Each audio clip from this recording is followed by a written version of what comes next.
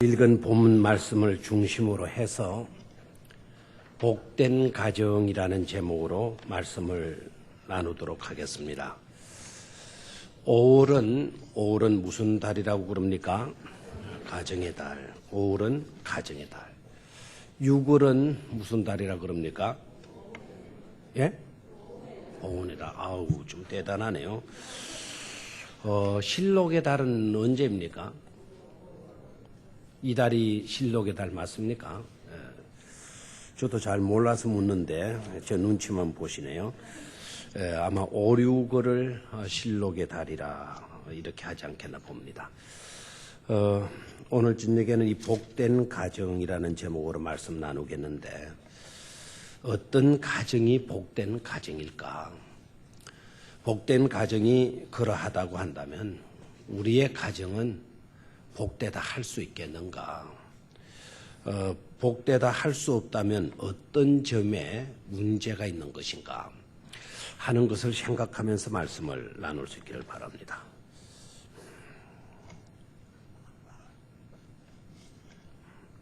자, 읽은 본문을 보면 1절을 좀 두 번 읽도록 하겠어요. 1절을. 두 번 읽으라 하는 데에는 1절을 읽으면서 좀 한 번 더 새겨보라는 것입니다. 1절을 다시 한번 읽습니다. 시작. 두 번 읽습니다. 여호와의 말씀이니라. 그때에 내가 이스라엘 모든 종족의 하나님이 되고 그들은 내 백성이 되리라. 여호와의 말씀이니라.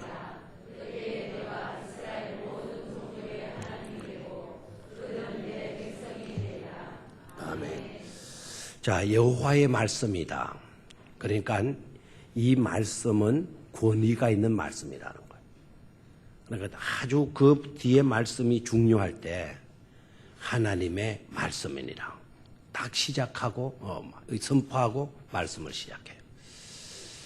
주님께서 말씀하실 때 주님께서 가라사대 주님께서 이르시기를 하면 그 뒤에 말씀이 중요한 거예요. 방금 읽었던 말씀은 누구의 말씀을 전제로 했습니까? 하나님의 여호와의 말씀이니라. 딱 전제해놨어. 그리고 뒤에 이어서 나오는 말이 그때에 내가 이스라엘 모든 종족의 뭐가 되고 하나님이 되고 그들은 내 백성이 될 것이다 말씀했어요. 그럼 그때는 언제를 말하는가? 그때는 언제이며 지금 현재는 어떤 상태에 있는가? 자, 지금 현재의 상태를 알면 그때가 언제인가를 짐작할 수 있어요. 지금 에레미야서가 기록되어진 배경은 여러분이 아시다시피 남왕국도 망했어요. 북왕국 이스라엘도 망했어요. 바벨론에 의해서 망했고 아수르에 의해서 망했어요. 그러니까 하나님께서 약속하신 그 약속의 땅이 다 패망했어요. 패망. 그곳에 살고 있던 하나님이 택함을 입은 백성들은 어떻게 됐나?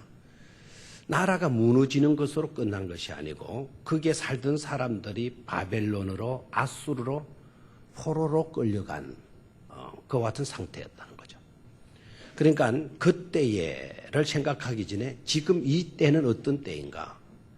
포로 생활로 어려움을 겪고 있는 때였다는 거예요. 그럼 그때는 언제일까요? 그때는 바로 이제 포로 기간이 끝이 나고 나라를 다시 되찾고 이스라엘 민족, 유다 민족에게 해방이 선포되면서 잃었던 조국으로 돌아오게 되는 그날을 말해요. 그러니까 오늘은 굉장히 괴로움 속에 한숨과 탄식 속에 살 수밖에 없는 그런 처지이지만 그때를 말씀하고 있잖아요. 그때는 이스라엘 민족이 해방되어서 포로 기간에서 해방되어서 조국으로 돌아가는 그때를 말하게 되는 거죠. 자, 그러면 이해가 되겠죠? 그때에 내가 이스라엘 모든 종족의 뭐가 되고 하나님이 되고 이러면 여러분 아멘이 나와야 되는 두 번 새겨 읽으라고 하는 데는 의미가 있었는데요. 내가 이스라엘 모든 종족의 뭐가 되고 하나님이 되고 내가는 누구죠? 하나님. 이스라엘은 북왕국 이스라엘을 말합니다. 남왕국 유다도 망했다 그랬죠. 북왕국 유다도 이스라엘도 망했어요. 남왕국 유다는 바벨론에 망했고 북왕국 이스라엘은 아수르에게 망했어요. 그러니까 아수르가 북왕국 이스라엘을 딱 삼키고 난 뒤에 이상하리만큼 아수르의 국군이 기울어지기 시작해요. 그러니까 함부로 공짜다 싶어가지고 팍 삼키다가는 큰일 나는 거예요. 선민을 삼켰다가는 큰일 나는 거예요. 그래서 아수르가 기울어지게 돼요. 바벨론이라고 하는 나라는 남왕국을 탁 삼키고요. 막강했거든요. 북왕국 이스라엘을 삼킨 일로 인하여서 국군이 기울어지고 있는 아수르까지 누가 삼키게 됩니까? 바벨론이 삼키게 돼요. 바벨론이. 자, 그러니까 바벨론은 가만히 앉아서 남왕국도 삼키게 되고 북왕국 이스라엘도 삼키게 돼요. 남왕국 유다와 북왕국 이스라엘을 다 삼키게 돼요. 정말 교회사를 연구해 보면 정말 놀라운 것을 깨달을 수가 있어요. 하나님의 손길이 정말 묘하게 겉으로는 드러나지 않는데 그 배후에 하나님의 손길이 어떻게 역사하시고 있나, 역사를 어떻게 조정해서 이끌어 가시고 계시나 하는 것을 볼 수가 있어요. 남왕국 유다를 누가 삼켰다 그랬어요? 바벨론이 삼켰다 그랬어요. 북왕국 이스라엘은 누가 삼켰다 그랬어요? 아수르가 삼켰다 그랬어요. 먼저 아수르가 북왕국을 삼켰어요. 북왕국 이스라엘을 삼킨 아수르가 어떻게 됐다 그랬어요? 국군이 그때부터 막 내리막길 치게 되는 거예요. 나중에 남왕국 유다를 누가 삼키느냐 하면 바벨론이 딱 삼켜요. 딱 삼킬 그때 바벨론의 힘은 막강했거든요. 그때 당시는. 여세를 몰아가지고 이 바벨론이 어디까지 삼켰어요? 아수르까지 삼켰어요. 그러니까 북왕국 이스라엘도 남왕국 유다도 이제는 누구에게 속하게 되어졌습니까? 바벨론에 속하게 되었어요. 바벨론의 포로가 다 되어졌단 말이에요. 자, 그런데 또 재미나는 거는 남왕국 유다도 삼키고 북왕국도 이제 삼킨 바벨론은 어떻게 되느냐 이거예요.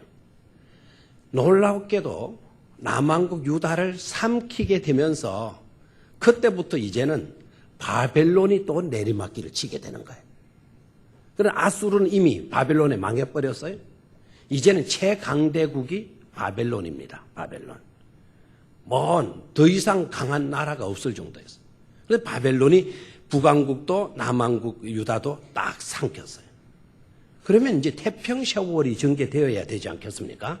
그런데 정말 묘하게도 남왕국 유다를 딱 삼킨 그 순간부터 바벨론이 어떻게 돼요? 내리막길로 치닫게 되는 거예요. 이렇게 되어지니까 아무것도 아니한 파사 제국, 이 페르시아 제국과 메데 제국, 그때까지는 별 볼 일 없는 그런 나라들이었어요. 메데와 파사가 연합을 해요. 우리 바벨론 기울이지고 있다. 이때 우리 둘이가 손을 잡자. 손을 잡으면 바벨론을 무너뜨릴 수가 있다. 바벨론을 무너뜨리게 되면 바벨론이 아수르까지 무너뜨렸으니까, 그러니까 아수르의 모든 땅까지 다 우리 것이 되어진다. 그리고 다 정복하고 난 뒤에 정확하게 반씩 우리가 나누면 되지 않겠느냐. 그래서 둘이가 손을 잡아요. 손을 잡아서 메데파사가 손을 잡아서 바벨론을 삼키게 되게 돼요. 최고로 천하의 바벨론을 대적할 수 있는 그런 민족이 있고요, 국가가 있겠느냐 싶었는데 뜻밖의 메데와 파사 제국에서 이들이 무너지게 되어집니다. 근데 역사가 우연히 그렇게 흘러갔다? 이러면 그렇게 생각하시면 안 돼요. 오늘 예레미야서 1절은요, 너무나도 중요한 구절이에요. 하나님이 그때를 벌써 하고 있습니까? 선지자 예레미야로 하여금 예언해 주시고 계시지 않습니까? 앞으로 어떻게 역사가 진행되어질 것이다라는 것을 미리 말해주고 있어요. 그때가 되어지면 내가 이스라엘 모든 종족의 뭐가 되고 하나님이 되고 그들은 누구의 백성이 되겠다? 내 백성이 되겠다. 이거예요. 원래 이스라엘 민족은 누구의 백성이 원래? 하나님의 백성이죠. 남왕국 유다도 누구의 백성입니까? 하나님의 백성이죠. 원래 그랬어요. 그런데 왜 그때에 내가 이스라엘 모든 종족의 하나님이 되고 그들은 내 백성이 되으리라 이렇게 말씀하셨나요? 이들이 빼앗겼다는 거죠. 다 바벨론에게 빼앗겼고 그 아수르에 빼앗겨 갔다 이거예요. 그래서 하나님의 백성이 아니다 였다는 거예요. 하나님께로부터 버림받은 상태였다라는 거예요. 그런데 그때가 되면 내가 이스라엘 모든 종족의 뭐가 되겠고 하나님이 되고, 자 거기에 이스라엘 모든 종족이라고 하는 그 밑에다 밑줄을 좀 그어놓고요.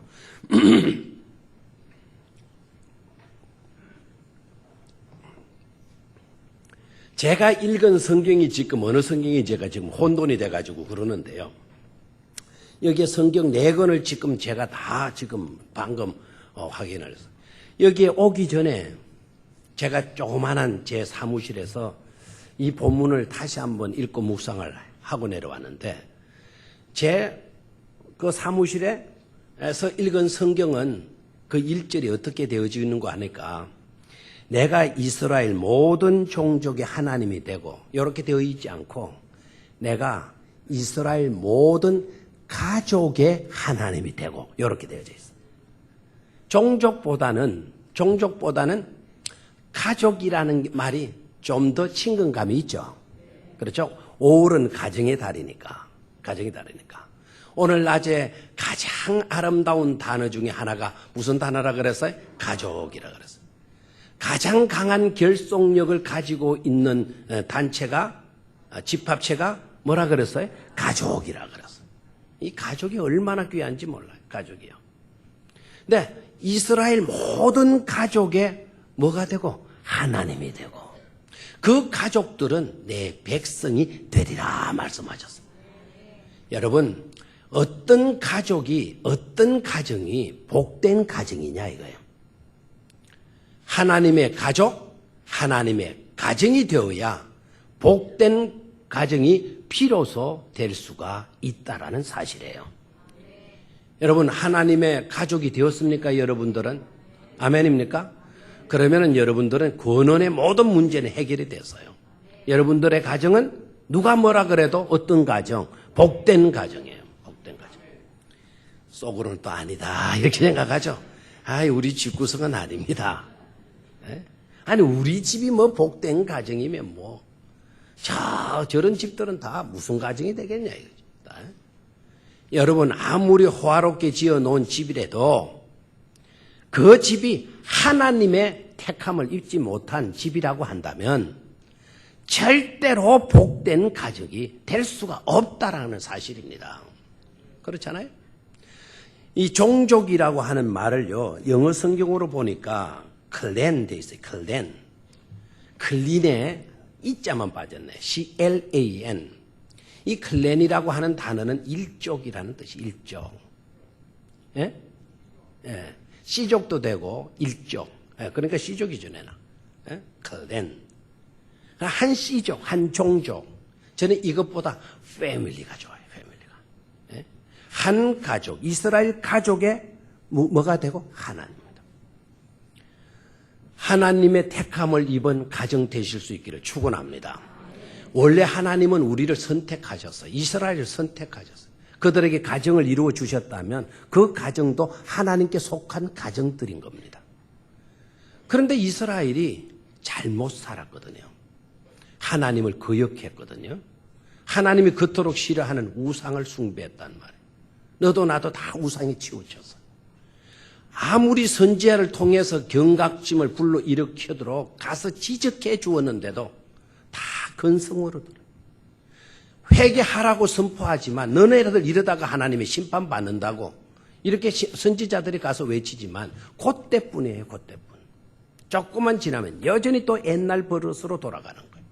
우상 숭배하고 이방 사람들의 그 생활 습관들로 그대로 물들어 가고 있어요. 그래서 하나님이 더 이상 참지 못하고 정신 차리게 하기 위해서 어떻게 했어요? 주변 국가에게 복을 주시는 거예요. 하나님이. 그래서 아수르가 복을 받고 바벨론이 복을 받는 거예요. 하나님을 잘 믿을 때 여러분이 아시다시피 다윗 왕과 같은 왕이 나타나서 하나님을 제대로 섬기고 하나님을 두려워하고 나라를 다스리게 되니까 적수들이 있었어요, 없었어요? 없었어요. 그때도 아수르가 있었습니다. 그때도 바벨론이 있었습니다. 다윗 왕이 통치했을 때는 아수르도 애굽도 저 바벨론도 힘을 못 썼어요. 오히려 그 사람들이 다윗 왕을 찾아와 가지고 잘 부탁한다고.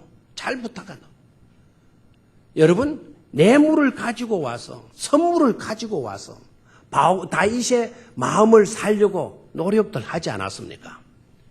여러분, 힘은 저 국방에서 나오는 것이 아닌 것임을 깨닫기를 축원합니다. 강력한 힘은 하나님을 믿는 믿음에서 나온다는 사실이에요. 하나님을 경외하는 그 경건된 믿음을 우리가 확실히 지키고 있다면 우리를 대적할 자는 없는 것입니다. 일본을 두려워하고 저 중국을 두려워하고 북한을 두려워할 필요가 없어요.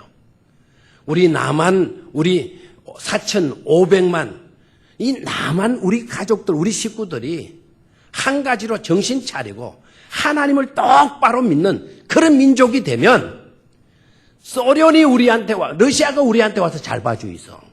중국이 우리한테 잘 봐주고 있어. 저 일본 사람들이 우리한테 와서 뭐 해주고 있어? 잘 봐주고 있어. 석유 공급해 주겠습니다. 지화자원 공급해 주겠습니다. 그러니 우리 잘 봐 주십시오. 그렇게 되어질 줄로 믿습니까? 이 히브리 역사를 봐요. 다윗 왕이 뭘 가졌었나요? 다윗 왕도 한 번은 교만했어요. 내가 정치를 잘하고 해서 우리가 이렇게 강대국이 되어졌냐? 그래서 군사력을 헤아려 보는 거예요. 인구 조사를 해보는 거예요. 인구 조사를. 선지자가 나타나서 왕이여, 인구 조사하면 안 됩니다. 아니, 내가 내 백성 이 숫자가 얼마인가 그거 파악하는 게 뭐가 잘못되어서 못하게 하냐? 아닙니다. 의도는 다른 데 있지 않습니까? 그거 하지 마세요. 그거 하면 하나님께 미움받습니다. 그래도 왕이 시행했어, 다윗 왕이. 왜 그랬죠? 자기가 정치를 잘해가지고 자기가 위대해서 국방이 갖춰지고 나라가 든든히 서게 되고 경제가 발전하는 줄 다윗이 생각했어요. 그래서 인구조사했어요. 인구조사한 것 여러분 생각으로 어떻습니까? 왕이 자기 나라 백성이 얼마나 되는가 그거 파악해보는 거 잘못됐어요? 안 됐어요? 대답을 안 하시네. 대답 안 하시는 이유도 있죠. 그거 잘못된 거는 아닌데 목사님 말 뜻으로 보면 저거 잘못된 이런 솔직하게 그대로만 말하시면 돼요. 아니 왕이 자기 식구 몇 명이라는 거 파악해낸 거 그거 잘못됐어요? 잘한 거예요? 만약에 내가 우리 한국의 왕이라 대통령이라 합시다. 그 이스라엘에 가가지고 당신 나라 이스라엘 대통령을 내가 만나가지고 나도 대통령입니다. 가가지고 당신 나라 인구가 얼마 정도 됩니까? 라고 물었어요. 근데 이스라엘 그 대통령이 글쎄요 하고 머리를 극적극적 하고 있으면 제가 그 대통령을 이상하게 볼 것 아닙니까? 이스라엘 대통령이 한국에 와가지고 나더러 유 대통령 기분 좋네요. 한번 평생 이런 나라에 올까 모르겠어요. 하여튼 우리나라 역사에 유 씨가 대통령 된 적이 있는지 모르겠어요. 일단 이 시간만 예를 들어서 합시다. 유 대통령 당신 나라 인구가 얼마이죠? 글쎄요. 생지 처분 오는 소리처럼 글쎄요. 한 얼마나 될까요? 내가 익하고 있으면 이스라엘 대통령이 나더러 뭐라 그랬겠어요? 너무 무능하고 무지한 대통령이라고 말하지 않겠어요? 다윗 왕이 자기 백성 숫자 한번 파악해 본 거예요. 근데 선지자 하지 마라 그랬어요. 무능해도 좋다라는 겁니다. 차라리 무능하라는 거예요. 차라리. 무슨 말이죠? 의도는 바로 어디에 있었죠? 하나님이 지켜주셨는데 하나님이 강하게 해주신 건데 왜 네가 나오려고 하느냐는 거예요. 인구가 수천만 명이 되었기 때문에 너네 나라가 강한 줄 생각하지 말라는 거예요. 신명기의 말씀을 읽어보면은 내가 왜 너네 민족을 선택한 줄 아냐? 수가 많아서인 줄 아느냐? 가진 것이 많아서 그런 줄 아느냐? 어느 백성보다도 뛰어난 점이 있기 때문에 내가 너네들을 선택한 줄 아느냐? 그게 아니라 하나님은 오히려 너네들은 모든 민족 중에 너무나 별 볼 일 없는 수적으로도 배운 것에도 모든 것에 있어서도 너무도 형편없기 때문에 그래서 내가 너를 택하였노라고 말씀하시고 계세요. 그런데 다윗은 엉뚱하게 생각하는 거예요. 이 정도 되면 큰 소리 할 만하지 하는 거죠.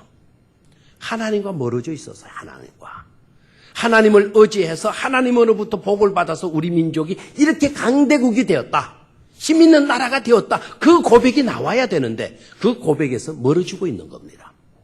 인구조사 딱 마치고 난 뒤에 어떻게 됐어요? 하나님이 연병을 때려버렸어요. 지금으로 말하면 전염병을 보내버렸어요. 갑자기 전염병이 생기고 그냥 막 비실비실 사람들이 막 죽어가는 거예요. 100명, 200명, 300명 안에 10,000명, 3만 명, 5만 명, 6만 명이 막 쓰러져 죽어가는 거예요. 갑자기 시신 치우기에 바빠지게 되어졌어요. 그때 다윗이 딱 깨달아요. 하나님 잘못했습니다. 다윗의 장점은 뭐죠? 죄도 잘 짓고 뭐도 잘하고 회개도 제깍제깍 해버려. 그럼 막 선지자 찾아가서 어떻게 하면 이 연병이 끊어지게 되겠나? 그러니까 선지자가 금식하고 하나님께 통회하세요. 전 민족이 회개를 선포하고 금식하고 기도하세요. 그래서 그렇게 해요. 근데 하나님 뭐 해주셔요? 거두셔요. 누가 이스라엘을 그때 당시 당할 수가 있습니까? 그런데 이스라엘 민족이 하나님과 멀어지고 우상을 가까이 하고 이방 사람들의 잘못된 습관들에 물들어가고 이렇게 되어지니까 안 되겠다. 너네들 마음대로 살아봐라. 내가 너네들을 내 동댕이 져버리겠다. 그리고 하나님은 주변 국가들에게 뭘 줘요? 복을 주는 거예요. 주변 국가들이 복을 받게 되고 힘이 생기게 되고 막 힘이 넘쳐나게 되는 건질건질해서 못 있는 거예요. 그래서 주변을 살펴보는 어디 지박할 데가 없나? 어디 삼킬 데가 없나? 딱 보니까 기울어져 있는 유대 땅, 기울어져 있는 북왕국 이스라엘 땅 눈에 딱 보이는 거죠. 냉큼 삼켜버렸잖아요. 70년 동안 이스라엘 백성들이 나라 잃고 바벨론 포로 생활하게 돼요. 70년의 생활 동안. 그때 그들이 거기에서 뭘 깨닫는 줄 알아요? 비로소 그들이 회개하기 시작해요. 우리가 잘못됐구나. 우리가 잘 나가던 우리가 왜 이 모양이 되었나? 하나님을 떠난 데서 붙어였구나. 우리가 살 길이라고 하는 것은 다른 데 있지 않다. 지금이라도 회개하고 하나님께로 돌아가는 길밖에 없다라고 하는 것이에요. 그래서 하나님께서 누구를 세워서 그것을 선포하게 만드느냐 하면 눈물의 선지자 에레미야를 세워서 그걸 선포하게 돼요. 땅이여 제발 너라도 내 말 좀 들어다오. 이 백성이 하나님을 떠났기에 이와 같은 고난과 어려움을 겪고 있는 것인데 아직도 이 백성이 그것을 깨닫지 못하고 하나님께로 돌아오지 않고 있으니 아무리 돌아가라고 내가 외치고 있어도 돌아오지 않고 있으니 이걸 어찌한단 말이냐. 땅아 너라도 내 말을 좀 들어다오. 에레미야 선지자가 바위를 향하였어도 바위야 너라도 제발 내 말 좀 들어다오. 하나님께로 지금부터 지금 이제라도 하나님께로 돌아가자고 그렇게 외쳐요. 선지자의 수고가 헛수고인 줄 알았어요. 그런데 선지자의 설교가 처음에는 맥히지 않다가 이제는 점점 뭐 하게 돼요? 맥히게 돼요. 맞다. 우리가 이렇게 살아가는 것은 하나님을 떠났기 때문이다. 우리가 살 길은 누구에게로 돌아가는 거다? 하나님께로 돌아가는 거다. 그런 마음들이 이스라엘 포로 민족들의 가슴속에 흐르고 있었어요. 하나님은 정말 감사하게도 나라를 무너뜨렸지만 포로로 끌려간 상태였지만 하나님은 그래도 선지자를 세우셔서 자기 백성을 돌보시고 계셨습니다. 이게 은혜인 줄로 믿습니다. 하나님은 택한 자 버리십니까? 버리지 않습니까? 버리시지 않아요. 불구덩 속 위에 내동댕이 칠 수도 있지만 그렇다고 하나님은 내몰라 하시는 분이 아니에요. 거기에서도 깨닫게 만들고 그 속에 깨닫게 되면 하나님이 붙들어서 다시 끄집어내어 주셔서 살게 하시는 분이 누구이실까요? 하나님이신 거예요. 에레미야의 설교를 듣고 백성들이 하나씩 둘씩 회개하는 마음들을 가지고 우리의 살 길은 하나님밖에 없다라고 생각하고 하나님께로 그들의 마음이 강하게 되어졌어요. 이제는 희망이 보이기 시작한 거죠. 그래서 그때에 이스라엘 모든 가족들은 누구의 백성이 되고 내 백성이 되고 나는 그들의 뭐가 될 것이다? 하나님이 될 것이다 그랬어요. 아멘입니까? 다시 이스라엘 민족이 하나님의 가족이 되어진다라는 거 얼마나 복돼요. 여러분, 복된 가정은 하나님의 가족으로 택함을 입고 세움을 받는 가정이 복된 가정이 되어질 줄로 믿습니다. 그런 가정이 되면 세 가지 축복이 따라요. 이거는 복된 가정 속에 있어야 할 3요소라고 말할 수가 있어요. 자, 그러면 복된 가정 속에 있어야 할 3요소, 세 가지 요소가 뭘까 하는 것입니다. 2절을 봅니다. 시작. 여호와께서 이같이 말씀하시니라. 칼에서 벗어난 백성이 광야에서 은혜를 입었나니 곧 내가 이스라엘로 안식을 얻게 하려 갈 때에라 그랬습니다. 뭘 얻게 하러 갈 때에라?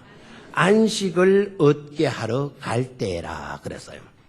이 말은요, 복된 가정은 그 속에 평안이 있어야 한다라는 거예요. 그냥 하나님의 가족으로 있으면 안 되는 거죠. 하나님의 가족으로 있긴 한데 늘 불화가 있고 싸움이 있고 다툼이 있고 갈등이 있고 염려가 있고 근심이 있고 걱정이 있다면 어떻게 우리가 그런 가정을 복된 가정이라 말하게 되겠느냐는 겁니다. 복된 가정 안에는 첫 번째 어떤 요소가 있어야 돼요? 평안의 요소가 있어야 돼요. 신약 성경에 여러분 여러 가정들이 소개되고 있잖아요. 신약 성경에 예수님 시대 때 정말 복된 가정은 어떤 가정이었을 것 같아요? 예? 요셉? 마리아와 요셉? 예. 예수님을 육신으로 낳았던 그 가정, 예수님을 낳고 길렀으니까. 그런데 성경을 보면 마리아를 향해서 네 마음에 칼이 끊어지지 아니할 것이다라는 말하죠. 마리아는 예수님 낳고 난 뒤에 수많은 고통을 당하는 거예요. 수많은 고통. 뭐 신성 모독했다 해가지고 예수를 잡아 죽이려고 혈안이 되어져 있잖아요. 그러니까 마리아의 상황을 성경은 많이 소개를 하고 있지 않지만 예수님을 잡아러 막 사람들이 몰려다닌다. 가늠한 여자도 끌고 와서 예수님을 딱 걸고 넘어지려고 했다. 그럴 때 그의 육신의 어머니 마리아가 어떻게 되겠어요? 그런 소문을 마리아가 듣지 않겠어요? 가슴이 찢어지는 건 아니겠어요? 늘 불안 속에 있어야 될 것 같아요. 신약 성경 속에 예수님 시대 속에 정말 여러분들이 눈여겨 들여다볼 중요한 너무너무 분위기가 좋은 가정이 있었어요. 그 가정. 그 가정이 어느 가정이고 하니까 나사로와 마리아와 마르다와 마리아의 가정. 그 가정 정말 복된 가정이에요.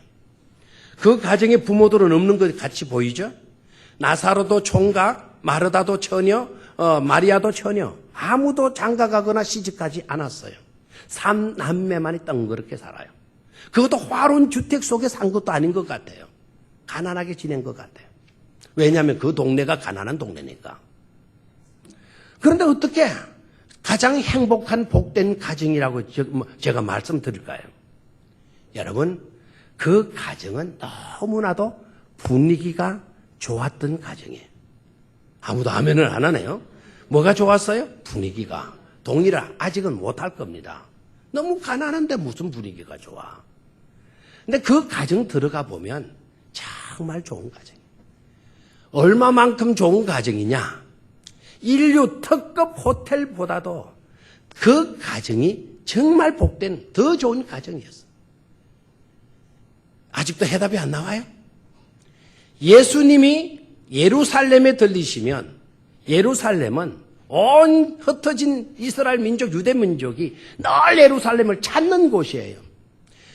이스라엘의 수도예요. 수도 속에 특급 호텔 없었겠어요? 우리 주님 특급 호텔 속에 가셔서 하룻밤을 묵으셨다? 기록 있습니까? 없어요. 예루살렘 들릴 때마다 누구 집 방문하셔요?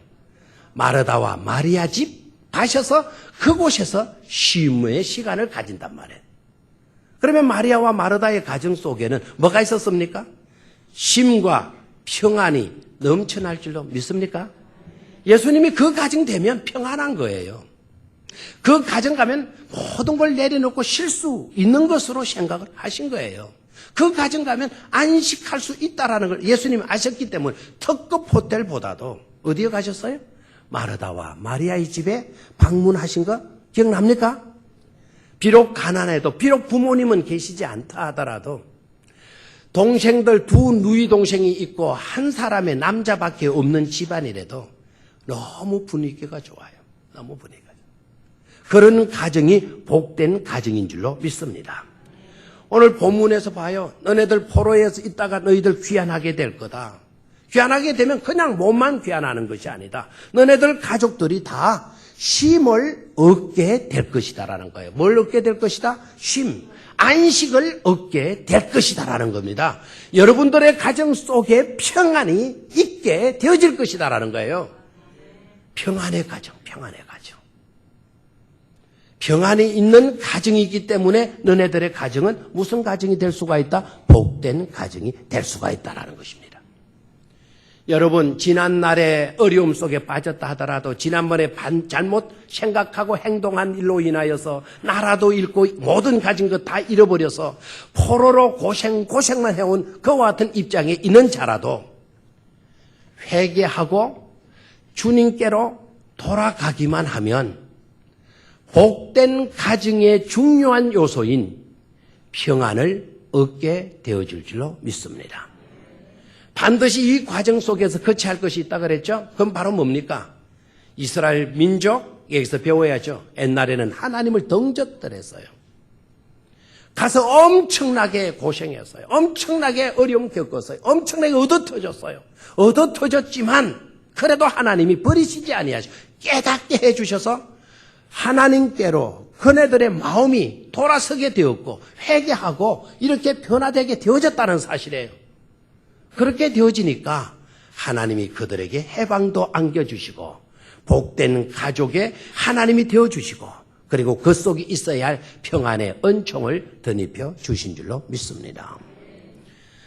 여러분, 교회사를 보게 되면 지독하게 말이죠. 나쁜 짓 하고 그리고 성전, 하나님을 믿는 백성들을 괴롭힌 교황이 있었어요. 누가 있었어요? 황제가 있어요. 황제가. 그런데 이 황제가 그렇게 못된 짓을 하고 교회에도 어려움을 끼치고 했으면서도 무슨 큰 전쟁을 앞두고 있을 때 어느 교회를 방문을 해서 예배를 드리러 들어가려고 하는 거예요.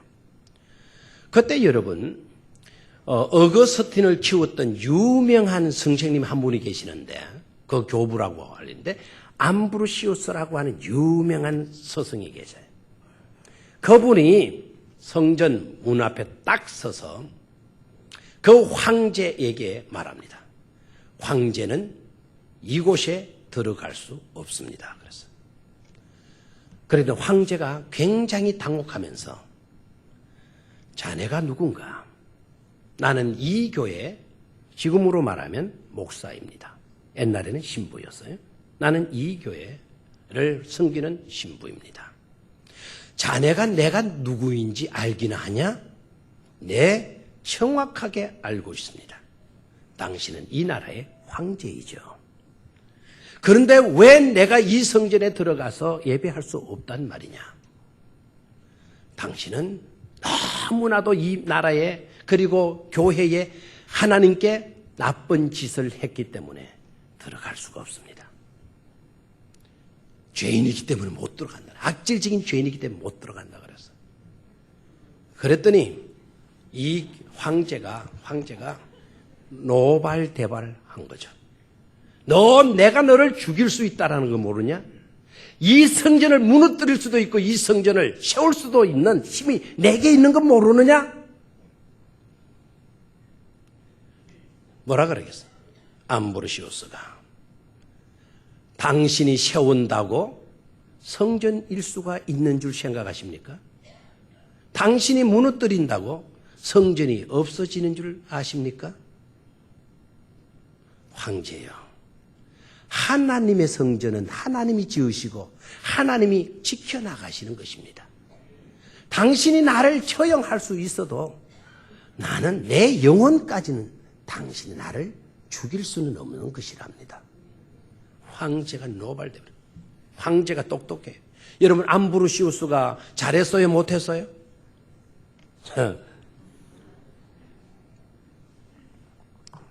당신은 죄인이기 때문에 들어갈 수 없다라는 거예요.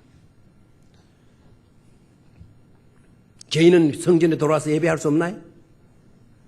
죄인이기 때문에 더 들어와야 되겠죠. 그런데 그러면 암브로시우스가 어거스틴을 키운 사람인데 어거스틴을 그 정도 암브로시우스가 무식한 분 같아? 교회를 모르는 것 같아? 어거스틴의 교회로는 깔뱅이에게 영향을 줬어요. 깔뱅이 교회로는 오늘 우리들이 다 그대로 따르고 지키는 교회로네요. 교회를 몰랐겠어요? 이 황제가 뭐라고 했냐면 내가 죄인이라고 그랬지. 죄인이라고는 내가 들어가서 예배 드릴 수 없다고 그랬지. 한번 물어보겠다. 다윗 알지 너? 알죠. 다윗은 죄가 있었냐 없었냐? 다윗도 죄를 많이 지었죠. 다윗은 성전에 들어가서 예배를 했냐 안 했느냐? 했죠. 그런데 나는 왜 그랬어요? 예? 나는 왜 안 되느냐는 거예요. 나는 왜 안 되느냐? 나는 왜 안 되느냐? 암브로시우스가 할 말이 있어요? 다윗도 많은 죄를 지었죠.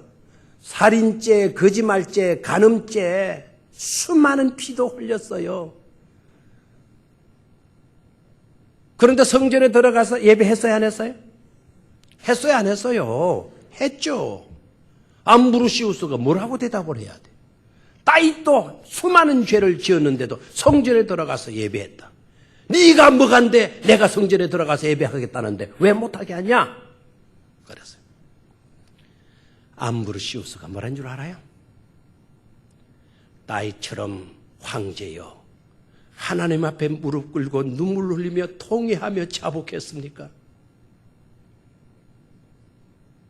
다 천국을 찔렀어. 수많은 교회들을 무너뜨린 죄악에 대해서 무릎 꿇고 하나님 앞에 회개했습니까? 이 민족을 도탄에 빠뜨려 놓고 금포탄에 빠뜨린 죄악을 하나님 앞에 회개했습니까?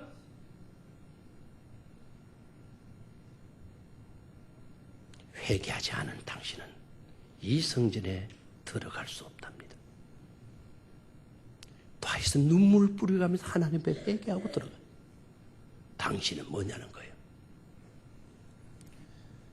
그 황제가 그곳에서 무릎을 꿇고 암브로시우스 앞에 나는 죄인이로소이다.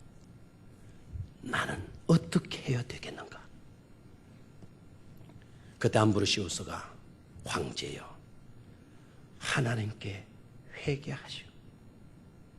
진정 당신의 죄악을 적나라하게 하나님 앞에 그대로 회개하고 용서를 구하십시오. 아멘입니까? 아멘입니까?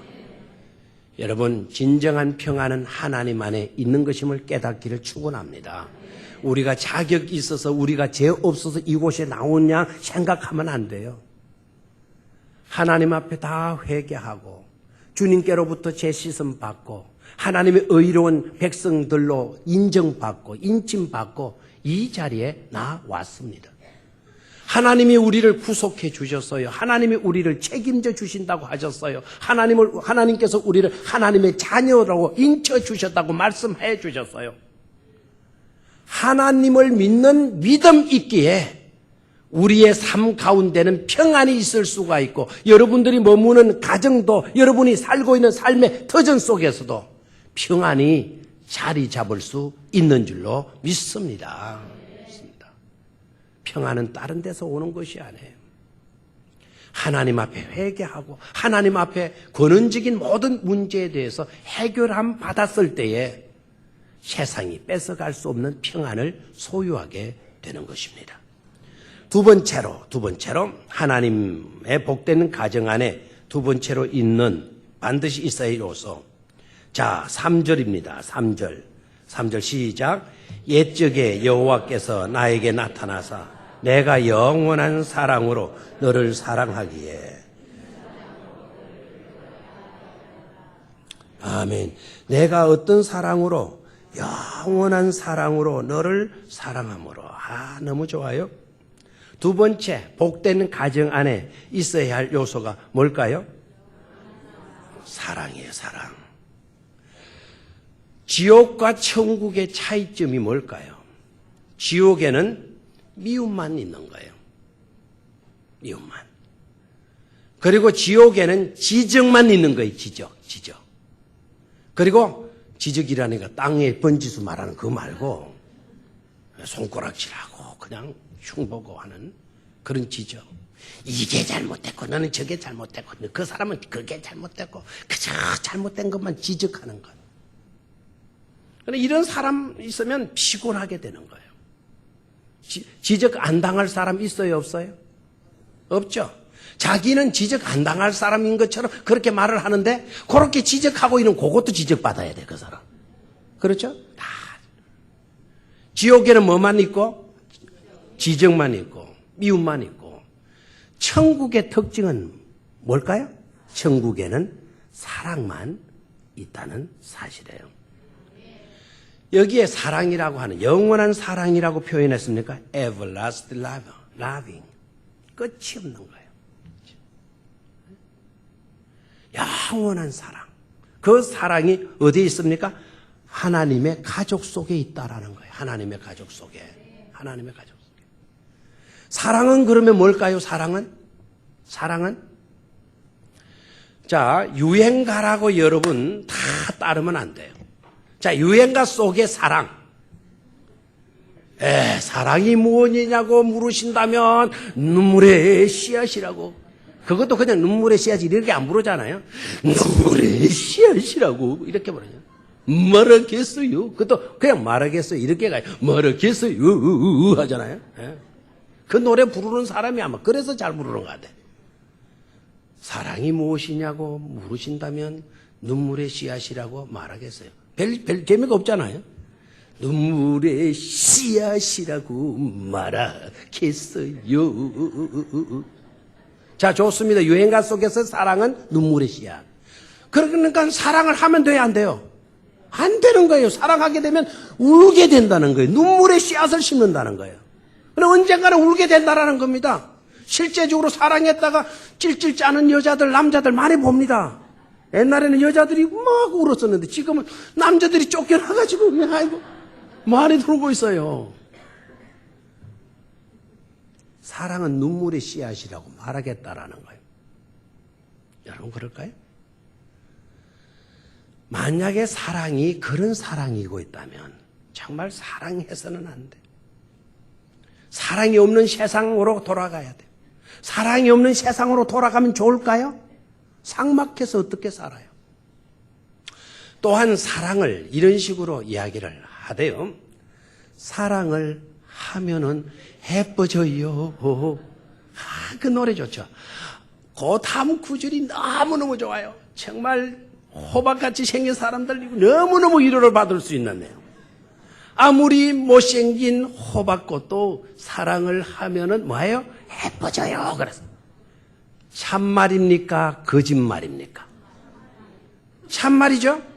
남들은 아이고 저 호박꽃 저러는데 사랑하게 되면 호박꽃이 장미꽃보다 더 예쁘다니까요. 그러면 사람들이 또 그걸 꼬집어요. 지 눈의 안경이라고 또 이렇게 꼬집습니다. 지 눈에 좋은 거지 이럽니다. 여러분 사랑을 하면은 예뻐져요? 예뻐지지 않습니다. 그대로입니다. 그런데 왜 예뻐집니까? 사랑하니까.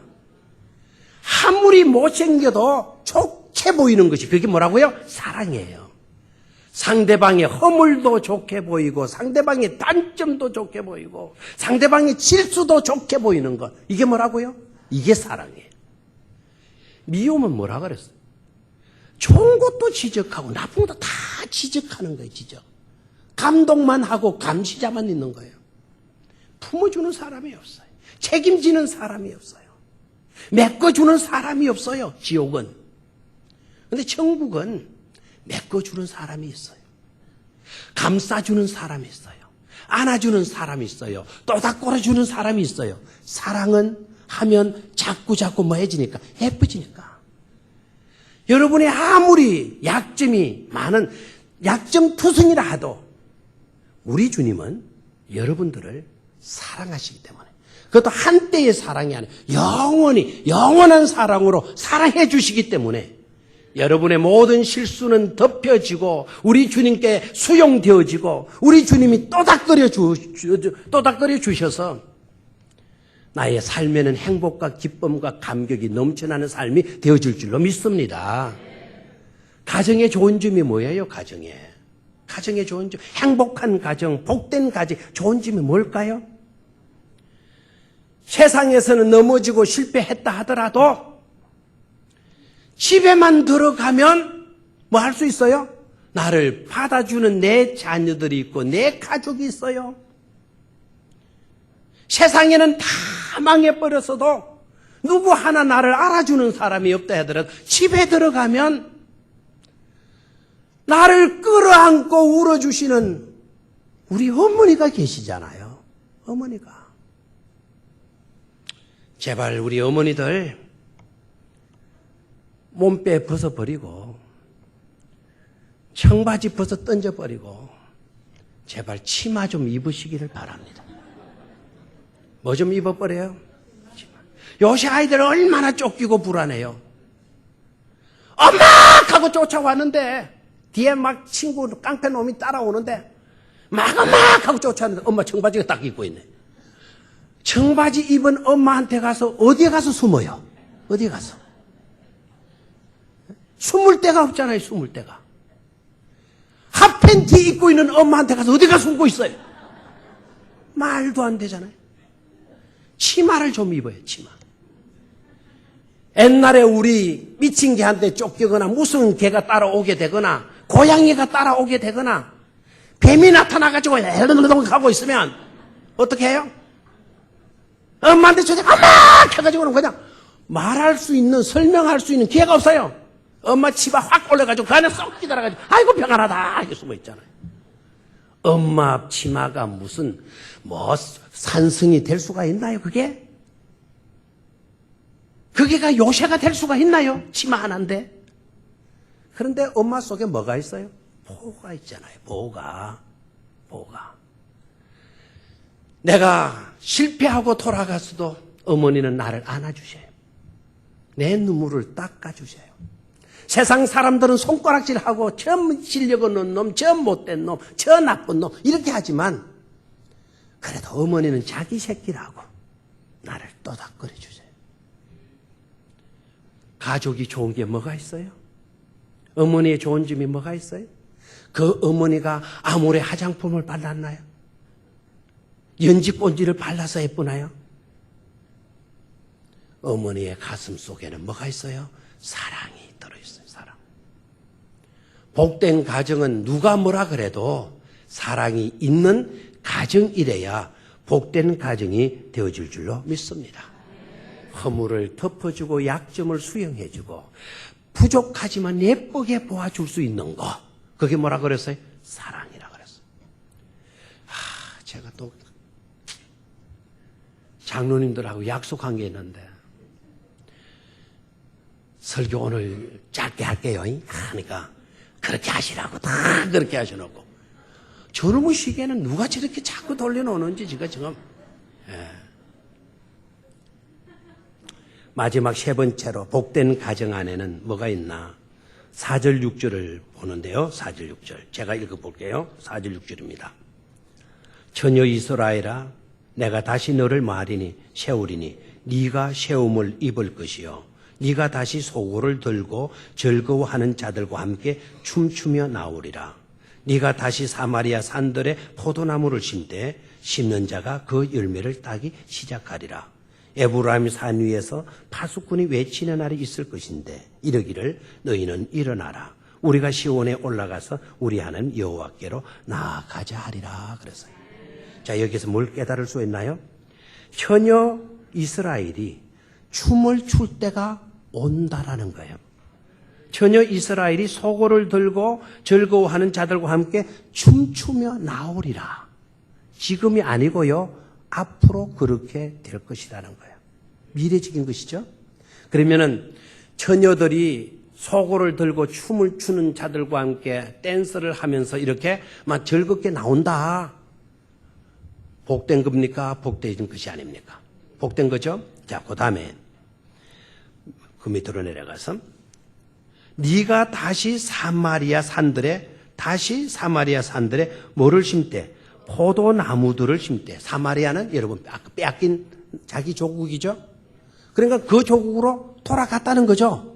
그래서 돌아갔으니까 사마리아에다가 포도나무를 심는 것 아니겠어요. 그럼 포도나무를 심대 뭐라 그래나요?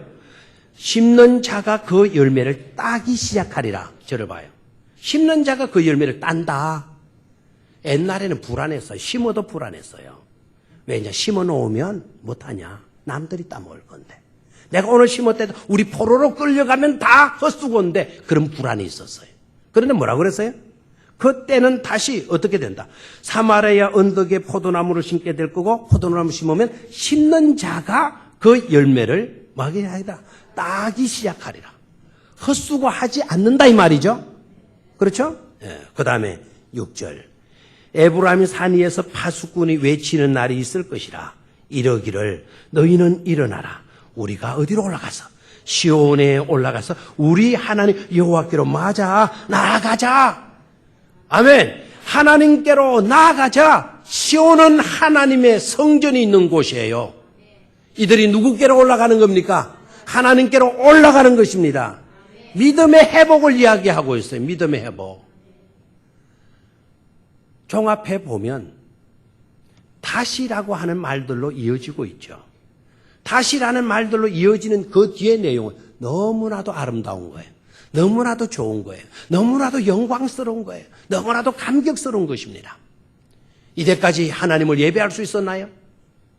그러나 그때에는 우리가 돌아가서 파수꾼이 나팔을 불 때 우리는 성전으로 올라가서 일어나자 성전으로 가서 하나님께 나아가자 그랬어요. 예배하러 가자는 거예요. 예배하러 가자.